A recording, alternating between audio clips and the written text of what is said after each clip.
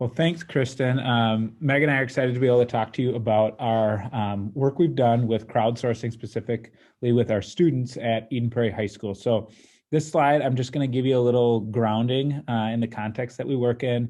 And then Megan and I will walk you through a little bit of what ideas we've seen, a couple of cases that we think illustrate the work we've done. And then I think Kristen and Evan probably have some questions for us to guide our conversation, so we'll continue with that. This is our second school year running different student events. We run these as open events, so what we mean by that is we have done closed events that's on a specific question, and that was right when the pandemic started last year. We ran an event saying about how might we connect yet this spring, but we tend to run the ones we're putting more energy and resource around more of an open event of just really any idea that would help us in our school. And this is our third year running a crowdsourced event with staff. So just how those open events kind of look for a rough timeline is in November, we'll accept ideas. December, our crowd prioritizes those ideas through voting. And then we're always implementing. So we implement, during the event, after the event, and then that's kind of ongoing. And we'll talk about that. That kind of depends on the nature of the idea. And so we're in year 2 with students and year 3 with staff, and it was a pretty natural evolution for us to move from just a staff event to also having a student event as one of our core beliefs in everything we do is to include student voice. So I actually asked Meg to talk about how student voice is part of our overall strategy work and what we call our strategy teams, which are our key areas in our school improvement plan. So crowdsourcing is one strategy within a much larger belief that students need to be part of our leadership. So to kick it over to Meg to talk just about student voice at EPHS outside of crowdsourcing as well. Sure. So as Rob spoke about for our school improvement work and our focused work here at Eden Prairie High School, we really have a shared belief, and part of our core mission is to ensure that students are partnering with us in our leadership work. So anytime we have distributed leadership team, so when it's our teachers and our staff are a part of a team really working to design, consult, implement around a specific school improvement plan, we are really committed to ensuring that students are always at the table with us. And we have found in that work that we are able to ensure that all perspectives are at the table. And I think something that we have found through our Eagle Voice or our crowdsourcing with Innovate K-12 has been that this provides, as Rob spoke to, an open way for students and staff to share their perspective and experience in the building. And it's just been like a super rich way for us to hear that perspective in kind of a one-stop way, to have one way to organize ourselves around collecting those perspectives, understanding those perspectives, and then really working to have empathy and to better understand and go into more detail in certain ideas that are brought to the top. And so we really ensure that students are a part of our leadership team. And I think in that one, our students are incredibly innovative. And so they come up with ideas that we would never have potentially come up with because they're able to share with us through the experience of Eden Prairie High School through their eyes, which is something that I could just never have the ability to do. So having those perspectives at the table has been really rich for our school improvement work and coming up with different ways in which we can improve our building in ways that we would never think of. And that's what Eagle Voice has brought forward for us. Awesome. So we've got a couple of, thanks, Meg. We've got a couple of just screen grabs just to show you a little bit about what this looks like for us. So the innovation platform that we use through Innovate K-12 looks a little something like this. So this year we ran our student and staff events simultaneously, which we did have some conversation around, should they just be merged? And I don't know what the right thing to do there is, but where we landed on is that we would run them side by side to kind of create a buzz together throughout the school. But we still kept them separate because some of the needs, go different ways, some of the psychological safety that some people might want, and just the data that we saw on the back end gave us a kind of a crisper view of what are our students saying, as well as what is our staff saying. So that's that illustrated there. And then the next piece is just kind of what it looked like once you logged in. So we left this, like we said, pretty open of what could we do to improve your experience at EPHS, really trying to emphasize that, this is your high school experience. It's nobody else's. And what can we do? We want to listen to you through that. The first open student event we did, we ended up categorizing ideas. I'll walk you through a couple case studies here in a few minutes of different ideas that we've implemented. But we noticed some themes in what students were submitting, and they tended to kind of be about like the physical plant or our facilities, about our academic programming, so how things are delivered, and less about the physical nature of the place. And then the third category was more like how we do things around here. So we decided to categorize that, but we wanted to include this slide to also let you know that that's an option, so that we could have like ideas against each other to see, okay, within the world of facilities, what is the priority of the crowd? Within the world of the academic program, what is the interest of the crowd? But I will say that this year we didn't categorize. And some of that is just like kind of where the ideas fall, but what we found, and we thought categorizing worked well in that, described the benefit. The benefit of not categorizing was a little bit more true to the just idea of the crowd, just take us where you want to go. And a lot of ideas just don't fit into neat buckets. It's an academic program idea that will end up changing how we do things and needs a little bit of a different classroom. So what is that? Where do you put something like that? So this year we left our student ideas in an open way. So our first step is obviously driving engagement. So Meg leads that for how we drive student engagement. Yeah, so I think something really important that we've learned in the last few years in our student events is that it's really important to ensure that students feel true ownership of the event. And so we start by creating a student leadership team. And we do that in many different ways. So we're sending out communications, seeking interest in many different ways. We're really working to ensure there's a group of students that's representative of our building in many different ways, whether that's grade and really looking to make sure we're getting different perspectives of student leadership. What we've seen in that— I'm sorry, can I interrupt you for a second? Yes. We get this question a lot around event, the word event. And some people get confused with what that means. Can you just take a minute to describe what you mean by that? Sure. So I describe it as an event because when we run our challenges or Eagle Voice, we want it to feel like we design it as an event because we want it to have a lot of interest of our school. And so I think of it as an event because it's something that we're ongoing and planning, and it's we're attracting attention to the Eagle Voice event to ensure that we're getting increased participation. So that has a start date and an end date. I think that's sort of important to point out that there's this time period where you're asking for participation, right? Right. Yep. And so we want to make sure to increase interest before that date starts, of creating a buzz. And the student leadership team, we really we supported them, but really communicated that, we want you to really lead this event. And so they designed their marketing plan. They designed the communication plan. And we worked with them to ensure that we were getting a big buzz around the event, which they did amazing work in their different communication efforts and in their marketing. And we really were able to have interest of a lot of our student population of we're ready, when this is coming, we're really excited about it. The student leadership team is also just a really important sounding board to bring us back feedback during the event. So during the time that students are submitting ideas, we met with them frequently, about once a week, to hear what are you hearing? Are there certain questions we need to answer, or things that we need to make sure that we're addressing based on what they're hearing from the crowd?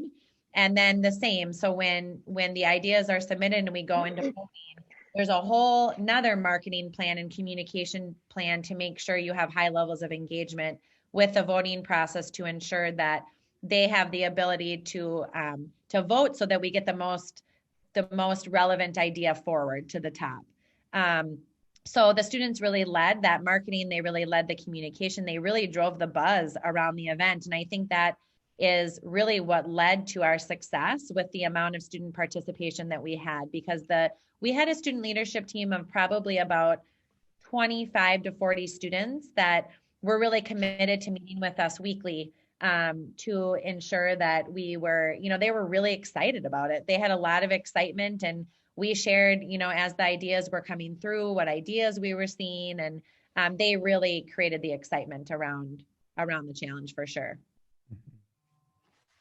Yeah, thanks, Meg. And I think it gets a little bit, the why of running a student event is kind of multifaceted, in similar ways to running a staff event. Is when we first talk with people about this, one of the first questions people often ask is, so what were the ideas you got? And those of you that have been running efforts like this, that the ideas are really not the real reason you do it anymore.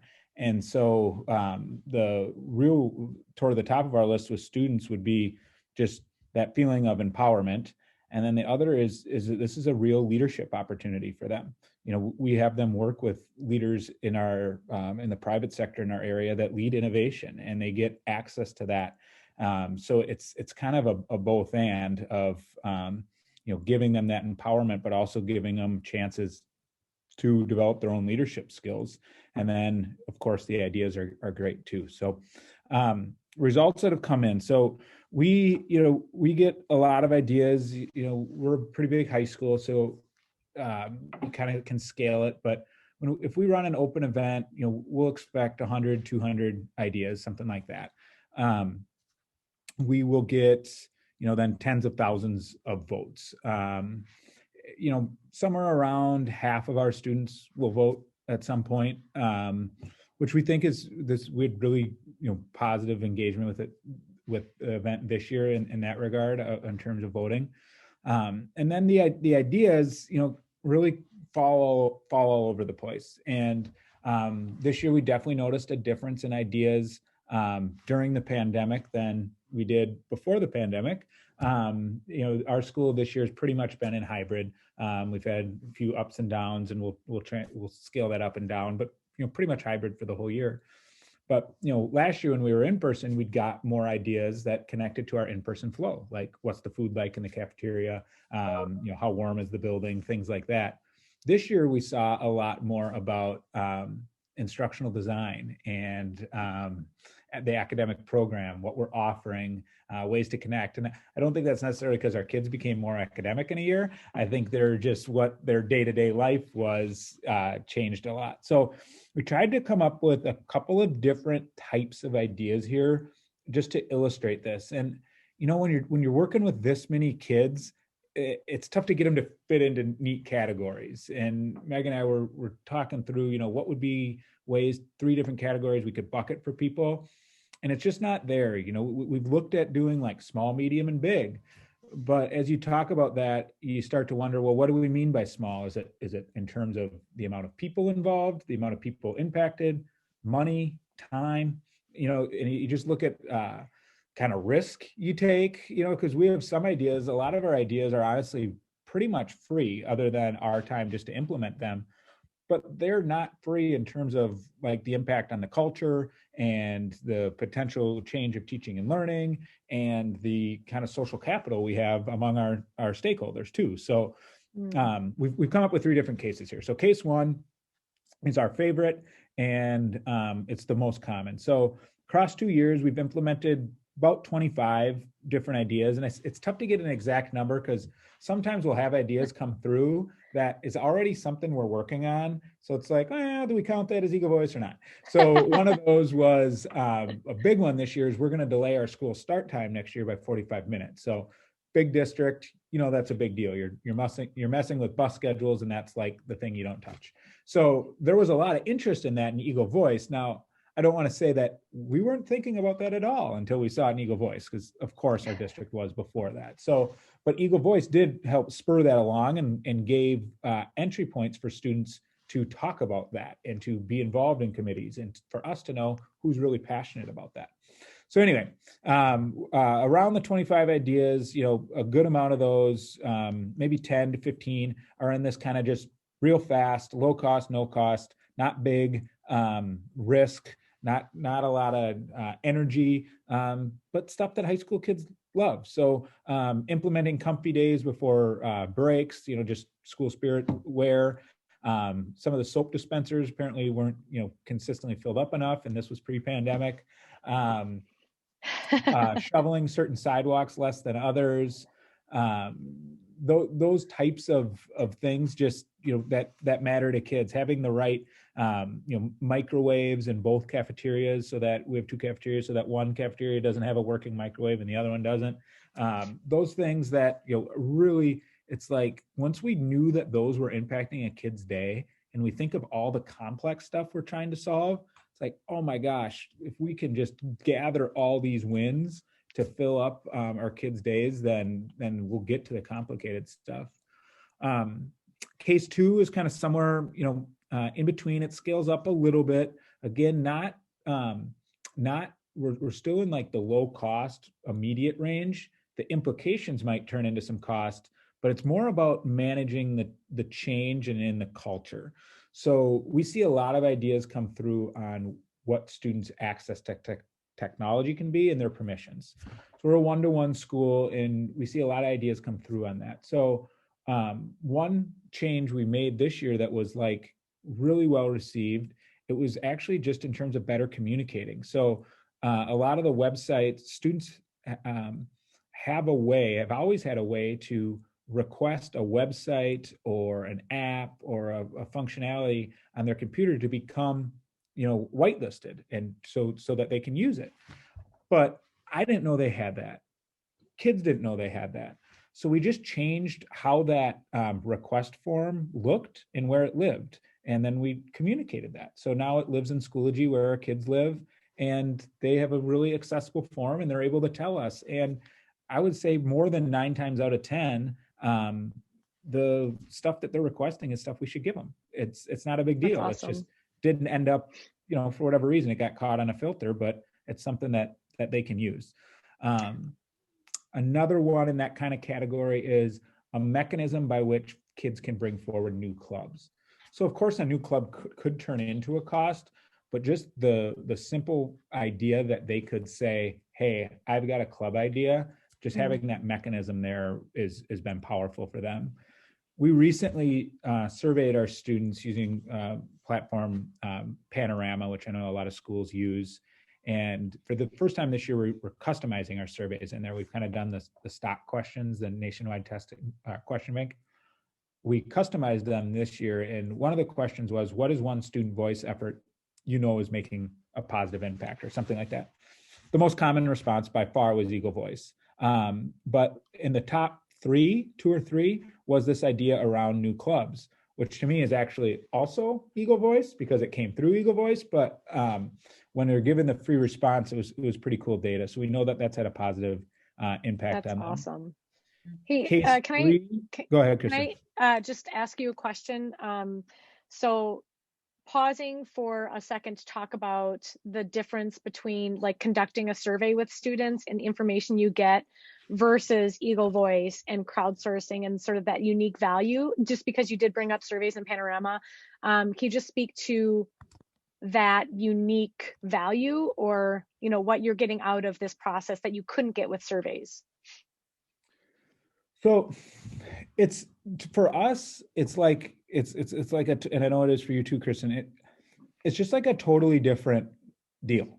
It's just, it's the whole, from the why to the what to the how, it's just different. But obviously we still see value in surveys, or we wouldn't Absolutely. do them. And so we do them a lot. And Meg actually, with me and a couple other teachers, wrote the student surveys we use mostly. We had a couple kids from marketing class and stats class, a couple hundred kids help us write most of our student surveys. So awesome. we still see a lot of value in that. It's just, I think a few things are different. One is just the buzz and the engagement that students have is much different. It's just the crowdsourced platform just has an action orientation that we can't, recreate in a survey. No matter how often we show them like, hey, we're reading your surveys. This has an action orientation. It also has a public way for you to share your ideas. You get to show your idea to all your classmates. And we allow students to do that anonymously too, to create that space.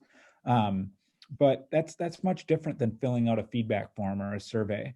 Then the data that we get, in terms of pairwise voting the prioritizes really is a great word, I think, of when we look at the voting, it's our community now has prioritized the ideas.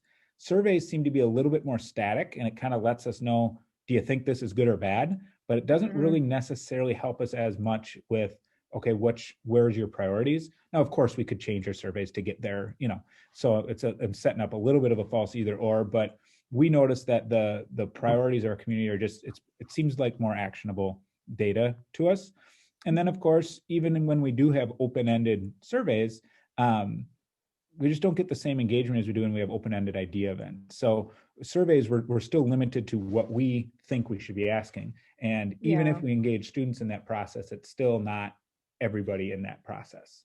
That's great. Crowdsourcing lets us hit more of the crowd. Thank you. Sorry for that interruption. Meg, go ahead. I would just share really quick. I agree with all of that. And I think when you first asked, my initial response is it's like more of the engagement around the event and how we're communicating the event, that we want your ideas, and you can communicate that through a survey, but because we create an event around it, and there's a student leadership team, it just has communicated and really empowered students to bring their perspective forward. And you could communicate that through a survey, but like Rob said, it's like a static one-time thing where this is like we're continually able to communicate over a period of time the why and the importance around the event. I also think something that I missed in talking about driving engagement, I think another really like an incredible thing I think I wouldn't have planned to come from the event necessarily in the way that it did, is that the staff are able to view the ideas coming forward from students in like a live way. And there was a lot of interest from staff around what are the students saying and what ideas are they putting in? And sometimes the teachers would start adjusting their practice or a way that they did things because they were like, wow, like just I never knew. I would have never even thought that of that. And it's so easy for me to change. And so that was, at least for me, kind of like an unseen positive that came from it, and students and staff engaging in conversation around Eagle Voice. Like there was many teachers who set up time during the day, during their class and during the event to either empower and encourage students to submit an idea, and even to use their writing skills, their communication, their creativity, like really putting that in as part of their curriculum and plan, but also creating space and opportunity for students to engage in conversation around it. Like there's this idea submitted, let's talk about that. And so all of that just creates that buzz and engagement. And I think one of our students said it well of when we were designing the event, they said, could we just have this open all of the time? Because it is really something that we should provide for students to just ongoing give ideas, because it's something that you might experience that you want to immediately submit. And so there is this it really does drive from student experience. That's great. Thanks for sharing that. I know we're approaching the end of the hour. I want to hear your last case 3 description, and then I have a couple questions for you guys after that. Yeah, awesome. So the case 3 here is another one that doesn't cost us anything in terms of finances. But this year we had a lot of ideas, our top idea, and many of the top 10. So really we kind of lumped them all into the top idea was around how were our class periods structured in terms of asynchronous and synchronous learning, where's targeted intervention time, just all this stuff about how is our school day structured. So we made some pivots with that, throughout the week, and particularly on one day of the week. And so this maybe brings, Kristen's question on survey and crowdsourcing into conversation. So we use the crowdsourcing strategy to help us identify this need. And then with students and staff, we prototyped something to implement for 4 weeks at the end of third quarter, which our last of those 4 weeks is today. So what at the end of those 4 weeks, one of the ways we're gaining feedback on this is students now have a 1-question survey or 2-question survey that they can fill out on what did they think of the prototype and what did they think of the testing phase. So that's still like something we needed. We need a place to hear from 3,000 in that way. And we've got other metrics, of course, we're paying attention to, for our academic return on investment, and then we're also surveying staff, but it's definitely not an either or. And I think that also illustrates that it's not, this isn't the only time we listen to kids. So even though the idea came from kids and you could have said, okay, we've done our student voice thing on this, we'll take it from here. It's got to be ongoing, and it's got to truly be part of what you're doing. Otherwise, I don't think your kids are going to submit ideas, or they're not going to vote on them, and they're not going to see, right. They're not going to want you to, they're not going to believe that you're going to see them through. Yeah. So I think that idea kind of highlights a few different key pieces in this work. Yeah. Go ahead, Meg. Sorry, one piece I want to add to that is, the other key piece in that daily bell schedule is a good example is we've continued to meet with that group of students that submitted the ideas as we've implemented, and they've really been our sounding board to continue to design adjustments, to hear from, the student perspective. And so they really see that it wasn't just a one-time meeting to hear more about their idea. They're really a part of idea implementation and helping consult and adjust. And so they have what Robb talked about, like that ongoing leadership opportunity that I think is really been an opportunity for growth for so many of our students through the process. Okay, we are nearing the end of our half hour, but before we go, I just want to ask, and Evan has sort of prompted this question with, obviously we're in a different state of education right now, and looking to you as building leaders who have already incorporated student voice into what you do. How are you approaching it differently when you think about what you need to know from students as you move forward into a new a new education space? Are you anticipating sort of launching a question geared towards students to help identify new needs, new ideas for this, sort of the recovery efforts that COVID has put us in? Mm. So big question, but I think so. So I see two things happening in our school.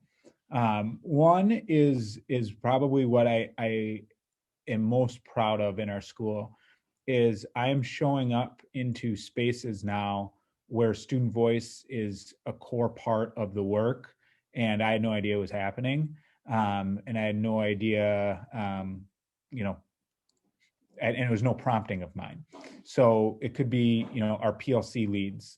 It could be a strategy team we have 5 strategy teams. There could be one working on instructional excellence or on our grading work.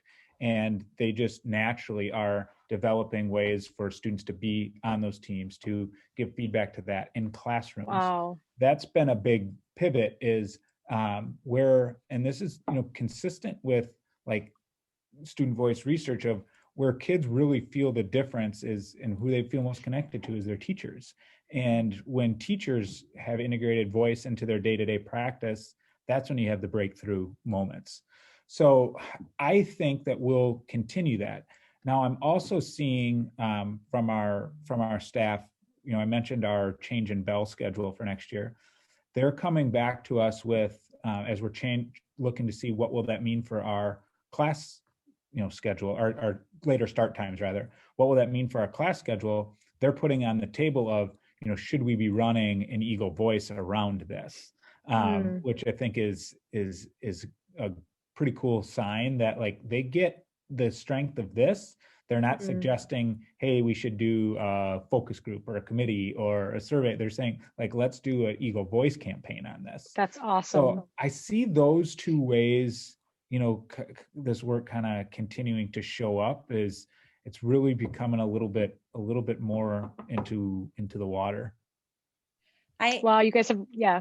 I would just add to that, we left it an open event this year, so we didn't ask anything different, or we weren't like more intentional about asking direct questions related to from students related to potential impacts from this year and how that might change that experience. We weren't specific on that, but I think the event in and of itself and student familiarity with it, we did see, like Rob said, a change in the ideas that were submitted just naturally because it is based on their experience and their perspective. And so because their perspective is related to what we're navigating this year, their ideas were just naturally driven by that.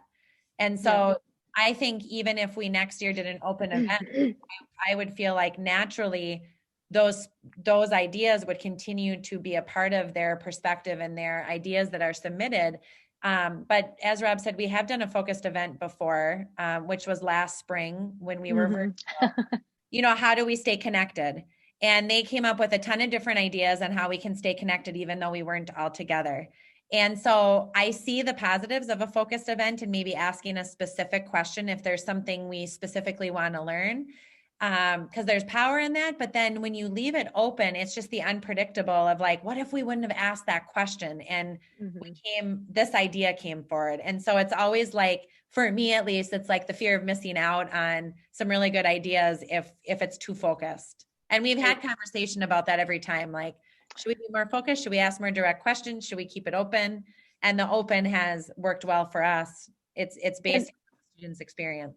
And just getting clarity as you guys talk about this, an open question, meaning like, what is your idea, or just very broad, does have context. It is around now. It is around the experience they have now. It's not in isolation of that. So I think that's, it is sort of its own focused question, and that, their ideas are driven by what's happening to them right now.